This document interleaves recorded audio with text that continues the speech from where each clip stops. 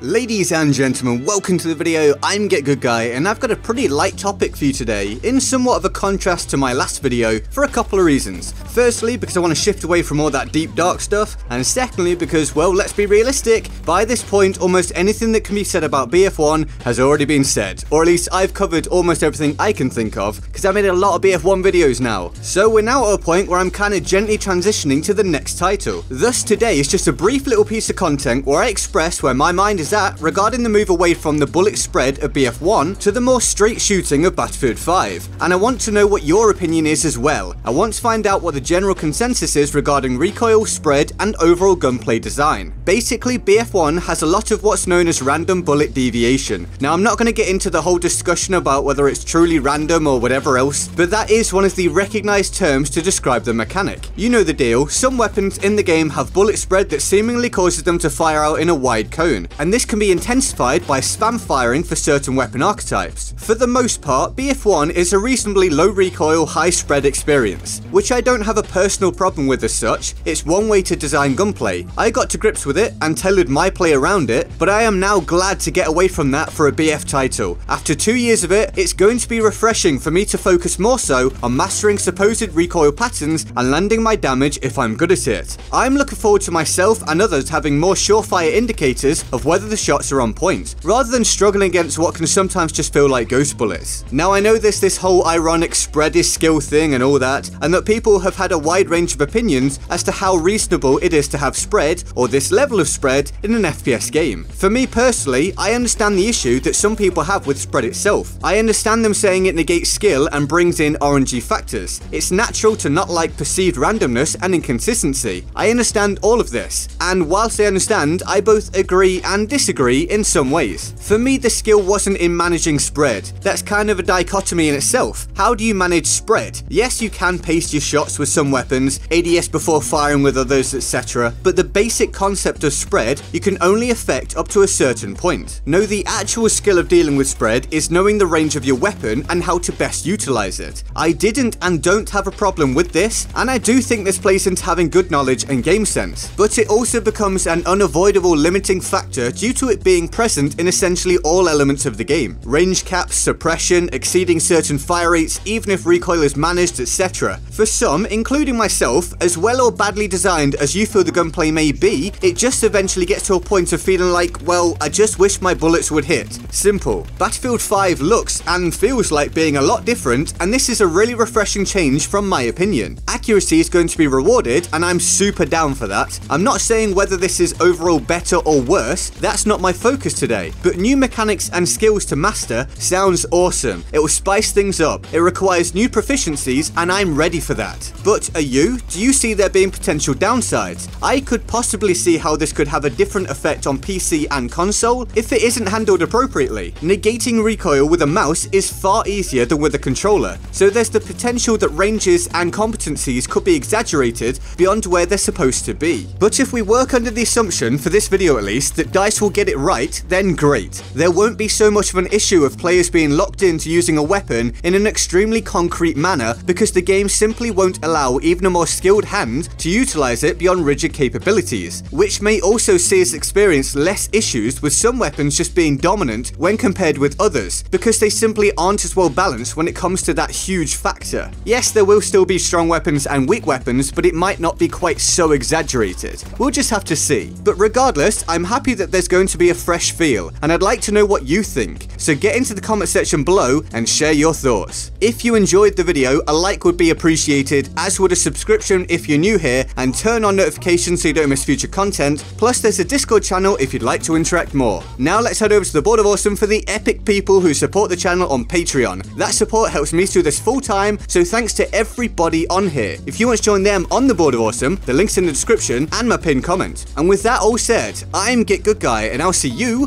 next time. Laters.